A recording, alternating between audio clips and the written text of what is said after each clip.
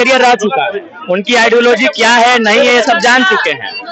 ऐसा नहीं कि उन्होंने काम नहीं किया, निसंदेह काम किया है, कुछ बढ़िया काम किया है, लेकिन कुल मिलाकर जो ओवरऑल उनका जो काम का तरीका रहा वो परिवार को मैक्सिमम फोकस किए।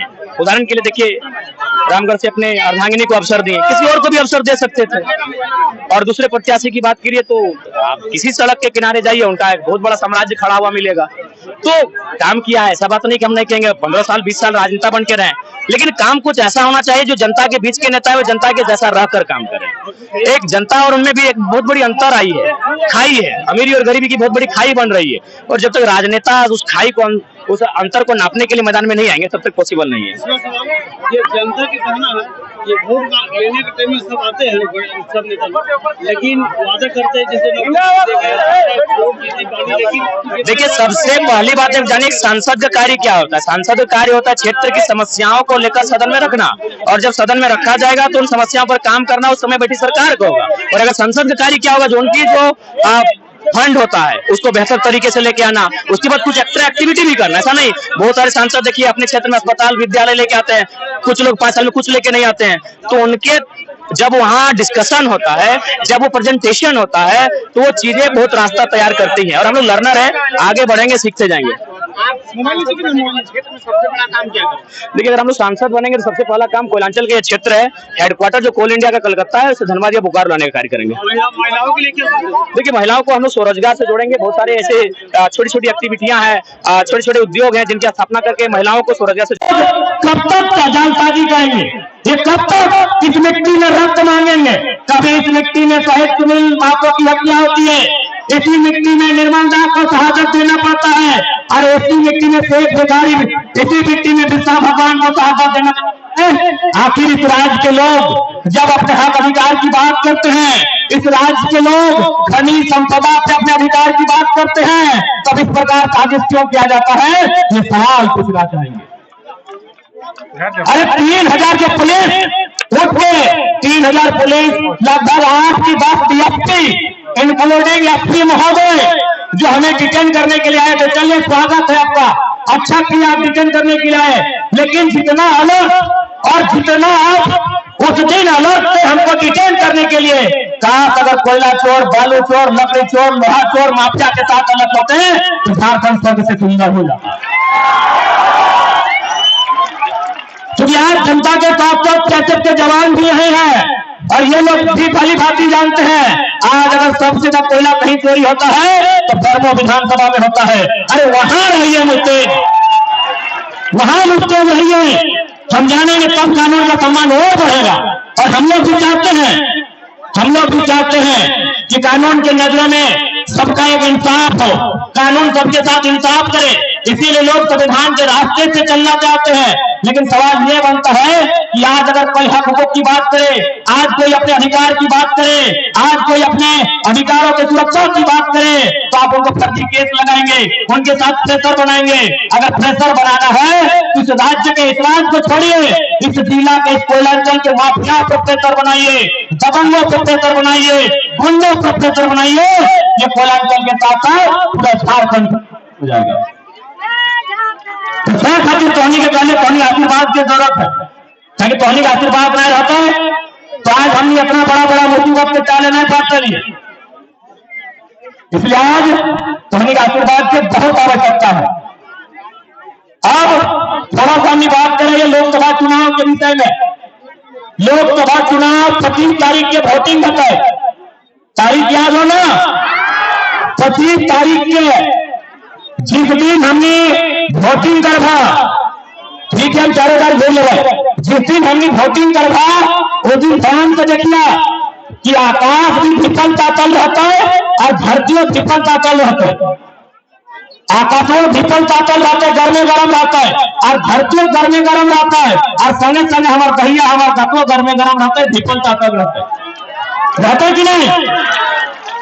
यानी आकाश धरती के साथ साथ मेरा शरीर का बदन भी गर्म रहेगा उस दिन। हम माथे को पसीने से पोंछेंगे, अपने सर को पोंछेंगे, लेकिन फिर भी मतदान करने के लिए जाते हैं। क्यों जाते हैं? जबकि इसी समय हमारी माता, हमारे पिता अगर हमें कोई काम करने के लिए कहे तो हम साफ मना कर देंगे कि बाबू शाम को बोलिएगा, शाम को थोड़ा हम काम कर देंगे, अभी गर्मी बहुत ज्यादा है। लेकिन 25 तारीख को हम लोग बहुत भारी गर्मी में 45 डिग्री के टेम्परेचर में वोट देने के लिए जाएंगे। क्यों? हमको विश्वास, हमें आशा है कि जिस नेता को हम लोग वोट देंगे, जब वो चुनाव जीतेगा, हमारे बच्चों के भविष्य की बात करेगा, हमारे गांव को सुरक्षा प्रदान करेगा, हमारे आने वाली पीढ़ी की दवाई, पढ़ाई, कमाई की बात करेगा। इसलिए हम लोग वोट करते हैं कि जो नेता चुन के जाएगा, जो नेता जीत के जाएगा, वो हमारे बच्चों के दवाई, कमाई, पढ़ाई की बात करेगा। लेकिन आज देखिए, यही ये बेरमो विधानसभा और गिरिडीह लोकसभा है। अगर गिरिडीह लोकसभा के संसद की बात करें, उन्हें कभी फुर्सत नहीं मिला किसानों के जनमानस के बच्चों की चिंता की जाए। उन्हें क्या फुर्सत मिला कि गिरिडीह से सांसद और पत्नी रामगढ़ से विधायक। अब बात करते हैं बेरमो के विधायक की, मुख्यमंत्री के सालों की। बेरमो की विधायक पिताजी आज उनके दुनिया में नहीं है, उनको नमन करते हैं। लेकिन सवाल यहां है बेरमो के विधायक का, खुद बेरमो के विधायक, दादा है विधायक और भौजी धनबाद से लोकसभा के प्रत्याशी। भौजी यानी विधायक की पुत्री धनबाद से लोकसभा, एमएलए और एमपी के चुनाव लड़ रहा है। बीओ के गजबे ट्रेजेडी हो कि गिरिडीह लोकसभा बेरमो विधानसभा के कहानी गजबे हो। बेरमो के पति सांसद, पत्नी विधायक, बेरमो के पति विधायक और पत्नी सांसद के प्रत्याशी। मैंने कहिए घर गोष्ठी सब चाहिए, कोयला भी तोड़, बालू भी तोड़, लोहा भी तोड़, भटा भी तोड़, पत्थर भी तोड़, और हमारे पति नाथ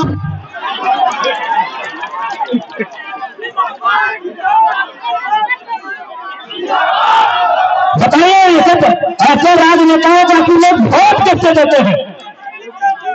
और आप उनके हलफनामा को पढ़िएगा, जो बेरमो के विधायक है उनके जो अर्धांगिनी है उनके हलफनामा को।